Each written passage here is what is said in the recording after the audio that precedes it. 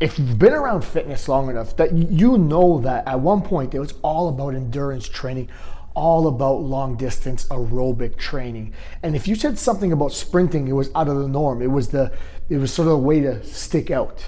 And although studies have evolved and we start to realize that sprinting is really good. Sprinting is good for you and it has so many benefits. But what has happened now is everyone is pushing for sprinting in high intensity intervals because it burns so many more calories. But the problem is that with these studies, that these study participants are able to upkeep this sprinting, this high intensity interval for longer, meaning more rounds.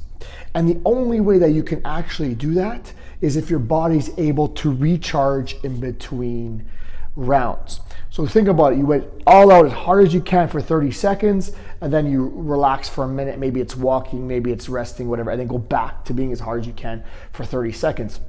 The amount of times that you can go through that cycle has to do with how quickly you can recharge. And how many you can do defines how many calories you're burning. So to say that it burns more calories is technically true, but what happens is that this recharge relies on your aerobic base. And most people, when they're coming back into fitness and they haven't been doing it for a while, do not have a strong aerobic base. And they're being told to do these sprints, or you're being told to do sprints, which technically are going to burn more calories if you're able to keep them up. If you're only able to do 2 or 3, you're not going to burn more calories than if you went for a high incline walk for 20 or 30 minutes. So whenever you're above zone 3, think about your heart rate zones, you're building up waste in the muscles, spilling into the blood much faster than you can remove it. That means you have seconds to minutes left when you're above zone 3. And technically, high intensity interval training is above zone 3.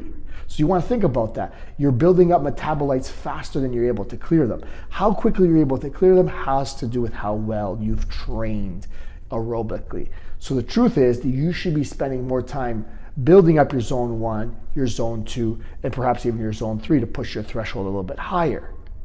So to be productive, you need to limit the effort.